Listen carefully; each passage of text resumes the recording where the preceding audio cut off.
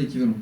Par exemple, pour produire ces 10 kilos de tomates, il m'a fallu, je sais pas, 10 heures cette semaine, ou ce mois-ci, si c'est tous les mois le marché, pour récolter et prendre soin des tomates.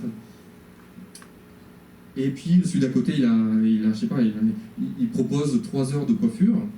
Et puis l'autre, il dit moi je donne des cours, je donne 1 heure, mais mon heure de cours, comme je suis un super prof, elle vaut 2 heures. Voilà. Et donc on a le total des heures disponibles sur le marché à échanger. Et ça nous donne notre total de richesse qu'on va pouvoir mettre en relation avec la monnaie qu'on a créée ensemble. On connaît toutes les richesses qui sont sur le marché.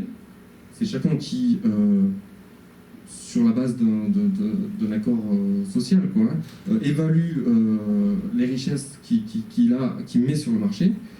On fait le total, on regarde combien il y a de producteurs, combien il y a de gens qui échangent, et donc combien il y a de monnaie en circulation. Et ça nous donne la valeur d'une june, ça nous donne la valeur d'une unité de base. Ça va être simplement les richesses divisées par toute la masse monétaire.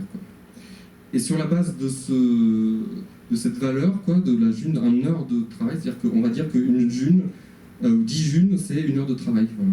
Et donc après, moi, mes tomates, comme j'ai travaillé 10 heures pour les fournir, comme 1 heure c'est 10 junes, ça va valoir 100 junes. Quoi.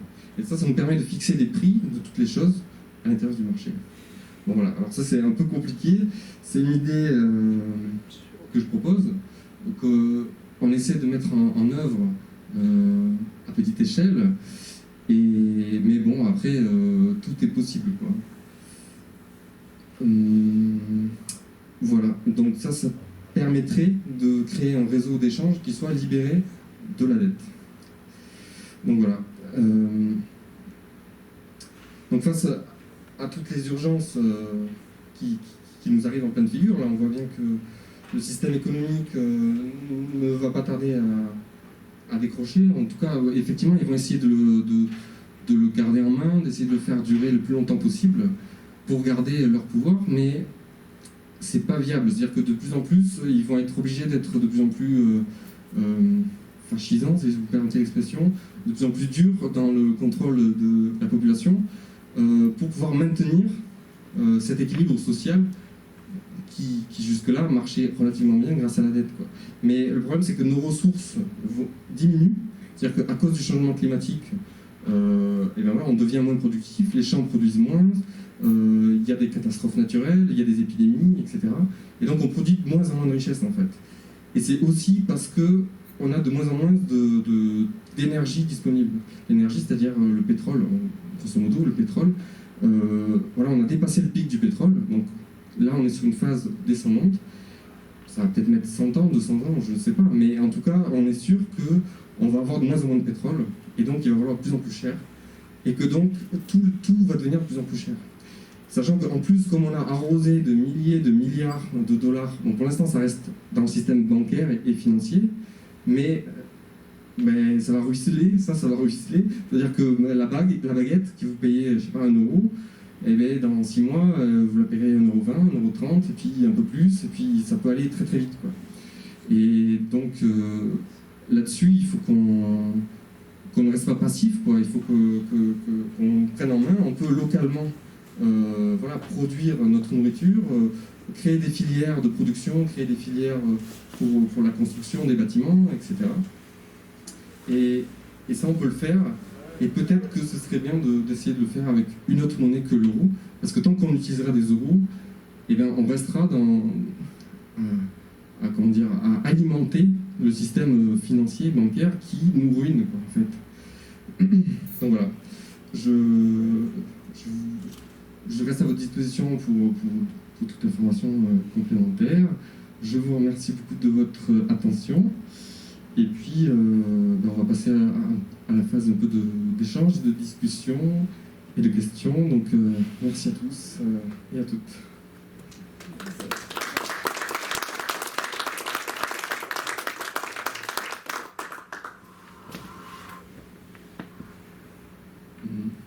Donc je ne sais pas si vous avez des questions, des remarques. Oui, bon, manifestement, il est clair que je ne partage pas du tout ce point de vue. Cependant, ici, pour être... Bon, pour être plus précis sur le sujet, moi je crois en l'euro, je crois au dollar, parce que ce sont des monnaies qui ont une contrepartie claire, nette et précise, État par État. Mais oui, et là on va se heurter à quoi? On va se heurter à un système qui soit de type socialiste, PS j'entends. Vous savez, les socialistes ne sont pas communistes, hein, vous le savez ça. Hein. Bon. Mais là, on en vient à un système qui est un système qui se veut vers un communautarisme communiste. C'est clair. Ah bon? Et oui. Vous raisonnez actuellement dans votre système financier, vous raisonnez en prix de revient. Exactement comme en économie communiste, on raisonne en prix de revient. En économie libérale, on raisonne en bénéfice. D'accord? Ah oui. Bon. Maintenant, dans votre affaire ici, c'est une affaire qui repose sur la confiance. Mais la monnaie actuelle repose sur la confiance aussi. La crypto-monnaie comme le Bitcoin, $1, un Bitcoin, aujourd'hui, ça vaut 35 000 $. Expliquez-moi comment, dans ce système libre, mais en circuit fermé, parce que tous vos systèmes-là sont des systèmes à circuit fermé. Le Bitcoin se veut un système circuit fermé mondial, si je puis dire, puisqu'il veut s'étendre. Tandis que le Sudaki veut s'étendre à quelques communes là-dessus. Bon. Toute monnaie est de toute façon circonscrite à un territoire. Ben, bien sûr. Donc on revient au système de l'euro, du dollar, du yen, etc. C'est dans la création monétaire, c'est pas dans le principe de la monnaie. Alors, le problème qui se trouve chez vous, c'est que si la dette en système libéral est une dette qui résonne financièrement, c'est-à-dire c'est un système financier, si j'ai compris, dans le système qui est là, la dette c'est un travail que je dois à l'autre en permanence. Je suis toujours dans mon petit carnet que l'un tient pour mon compte et que moi je tiens pour son compte, si c'est un système de dette de travail. De quoi vous parlez là? De quoi vous parlez? Ben, je raisonne dans votre système monnaie libre. Alors vous nous donnez des exemples de monnaie. Non mais attendez. Je crois que vous n'avez pas tout compris. Enfin, vous comprenez un peu. Il y a la monnaie libre, c'est un système monétaire qui est basé sur une certaine création monétaire. Après, le système... La création monétaire, elle vient des euros que j'ai et que je donne en transformation. Merci. Pardon, mais non, le système monétaire, c'est simplement comment est-ce qu'on crée de la monnaie, comment est-ce qu'on crée des unités. Après, le système économique, c'est-à-dire que comment est-ce qu'on produit, comment est-ce qu'on gère cette monnaie, à quoi elle sert, comment on l'utilise. La monnaie, c'est un outil, et ça dépend de comment on l'utilise. La monnaie libre, on peut faire un système capitaliste qui utilise la monnaie libre. Ça n'a pas de rapport. Oui, mais on est dans le même système. Non, on n'est pas dans le même système, ça veut rien dire, on est dans le même système. Il y a un système monétaire, ok, il y a un système monétaire, mais après, qu'est-ce qu'on en fait, quoi? Et ça, on peut faire un truc complètement différent. Comment vous répondez à la question, qu'est-ce que vaut mon travail par rapport au travail de cette personne ou par rapport au travail de celle-ci? Et bien ça, je vous l'ai dit... Je vais prendre un exemple, je dirais, gigantesque. Lui, il fait des tomates, d'accord? L'autre, il a créé le système qui permet de vaincre le cancer. Vous voyez le truc. Oui. Qu'est-ce que je vais donner comme dune à celui-ci ou à celui-là? Et bien ça dépend du choix politique qu'on fait collectivement. Et oui, alors le système politique, où il est communiste ou il est libéral? Aujourd'hui, il y a plus d'alternatives. Le communisme en soi, c'est un vaste... Il y a beaucoup d'alternatives. Dans le communisme même, il y a plein de fonctionnements différents. Dans le capitalisme aussi. Le capitalisme d'il y a 50 ans n'est plus du tout le même que le capitalisme actuel. C'est un capitalisme maintenant financier qui n'est pas le capitalisme entrepreneurial. Les deux, hein. Oui, il est surtout financier aujourd'hui. Il y avait un rouble financier quand il s'agissait de vendre à l'extérieur, et il y avait un rouble national pour les gens entre eux dans leur circuit de l'URSS. Oui, bon, d'accord. Et alors? C'est toujours le même système. Mais non, c'est pas toujours le même système, ça veut rien dire toujours le même système. Effectivement, on échange. Après, ce qui est On est important... dans un système d'offre et de demande. Un coup, c'est du pognon, parce que c'est le dénominateur commun des échanges, et un coup, c'est du temps de cette personne, de la mienne, d'un autre.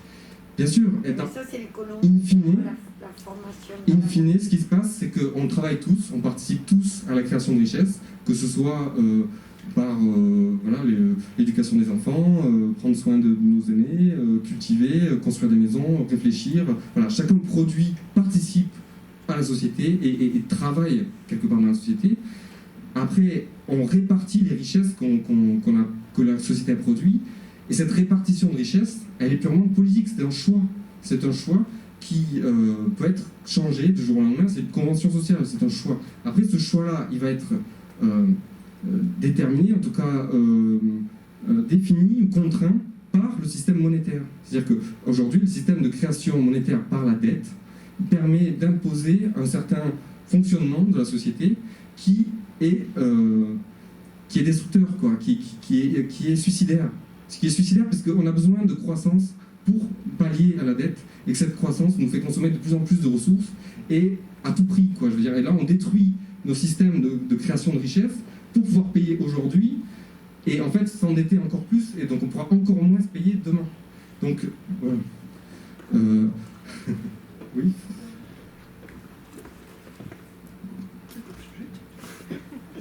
Oui, j'ai trois questions. Ce qui m'intéresse, c'est finalement localement, comment individuellement, collectivement, localement, on peut changer quelque chose au niveau de cette économie, justement. Hein. Tu as évoqué les intermarchés ou des choses comme ça, mais j'aimerais en savoir un peu plus.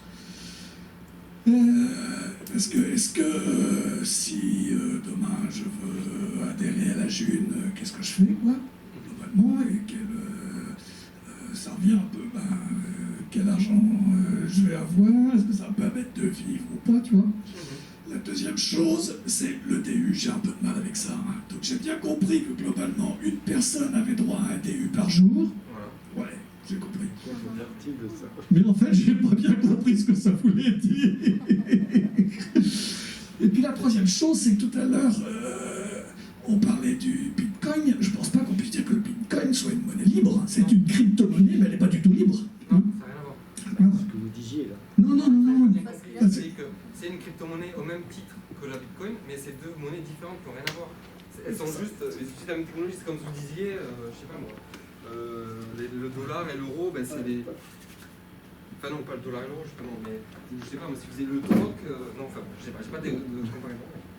Alors, pour répondre à tes questions, merci Frédéric. Donc pour la première, on a effectivement un altermarché qu'on essayait de faire donc, tous les mois à Perpignan, avec l'association Permacat. Bon là avec la Covid, voilà, on le fait plus parce qu'on peut pas.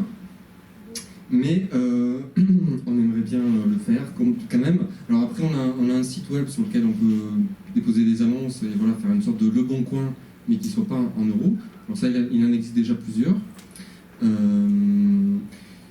Ensuite, voilà, il ne tient qu'à nous de nous organiser pour décider de nous autosuffire, quoi. C'est-à-dire qu'il faut que les gens d'ici, du département, du pays catalan, décident ensemble qu'on veut avoir notre indépendance, entre guillemets, c'est-à-dire notre autonomie en termes de production et de consommation. C'est-à-dire qu'on va produire nous-mêmes notre nourriture, on va créer nous-mêmes nos maisons, on va créer nos filières pour faire du bois, de la paille, etc., pour construire des maisons. Et tout ça, ça reste à faire, quoi. Mais c'est vrai que... Ça veut dire qu'il faut qu'il y ait une sorte d'institutionnalisation, parce que là, on est, je sais pas, une vingtaine, donc c'est pas là où ça va changer quelque chose suffisamment, même s'il y a des débuts à tout. Ouais. Mais il faudrait atteindre une masse critique de gens qui sont OK, qui ont le même... à peu près la même vision et qui veulent voilà, activement... Donc est-ce qu'il peut y avoir un travail avec les institutions locales, des mairies, du conseil départemental, du conseil... Idéalement, oui. En fait, déjà, ce qui serait bien, je pense, éventuellement que les gens déjà commencent à utiliser le Soudaki. Par exemple, les collectivités locales, elles pourraient payer une partie des salaires des agents municipaux, etc., en Soudaki. Donc déjà, ça permettrait de... Ça existe ça déjà ailleurs? Oui, il y a des endroits en France qui commencent à faire ça. Il y avait le sol violette à Toulouse, la mairie de Toulouse qui utilisait le sol violette pour financer des personnes. Voilà. Après, voilà, le problème c'est que on part de très très loin, quoi. C'est-à-dire que les gens n'ont pas du tout conscience de ce que c'est qu'une monnaie, de ce que c'est que l'euro, la dette, la création monétaire. Ça parle pas du tout, parce que bon, c'est pas qu'on leur cache, mais c'est qu'on leur dit c'est trop compliqué, cherchez pas à comprendre, laissez ça aux professionnels. Et du coup, en fait, on est privé de nos pouvoirs, en fait. C'est comme pour le pouvoir politique, je veux dire, on pourrait très bien aujourd'hui se réunir et décider de faire des choses dans notre intérêt à nous, sans attendre qu'on nous donne l'ordre de Paris, quoi. Voilà, c'est un état d'esprit d'essayer de concevoir que pour notre propre intérêt, à court, moyen et long terme, on a besoin de reprendre notre autonomie pour gérer nous-mêmes les affaires et pour ne plus dépendre des autres, quoi. Et donc ne plus être soumis aux desiderata d'un système financier finalement qui est complètement aberrant, absurde et voilà. Je peux peut-être une question qui se pose. Ouais. Je peux tourner le Bien micro sûr, là? pardon. C'est compliqué. Avant on avait 2 micros.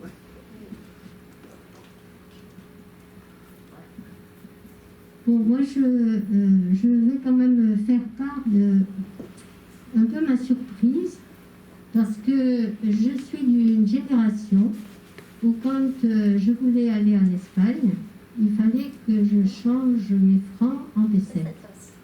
Et ça m'embêtait énormément. Je veux dire, les taux changeaient, c'était jamais... je savais jamais où j'en étais et je savais jamais effectivement combien d'argent il fallait que j'amène, etc., etc. Quand l'euro est arrivé, pour moi, ça a été une sorte de liberté. Parce que, enfin, je pouvais passer des frontières qui, pour moi, se volatilisaient un peu, s'effilochaient un peu. Et j'avais l'impression, peut-être allez-vous me dire que c'était une fausse impression, mais je l'ai vécu, une impression de libération. Et j'ai une autre, et comment on va passer, ça je rejoins peut-être les interrogations de Frédéric, comment on va passer dans un système où le local s'organise à une autonomie au niveau de la monnaie et des échanges, comment on va passer de la Violette de Toulouse au Soudaki de Prades. Moi, je trouve que ça va ajouter une complication formidable. En tout cas, je le vois comme ça. Et moi qui, jusqu'à présent, ai toujours eu envie de bouger et d'aller voir ailleurs ce qui se passe, si je dois, comme ça, avoir une fiche à me dire ici, ça va être la Violette. Là-bas, ça va être le Soudaki. Plus loin, ici dans les PO, il va y avoir le June qui s'est implanté. Je trouve ça, pour ma part, insupportable. Parce que comment on fait pour faire en sorte que ces frontières monétaires ne se réimplantent pas et ne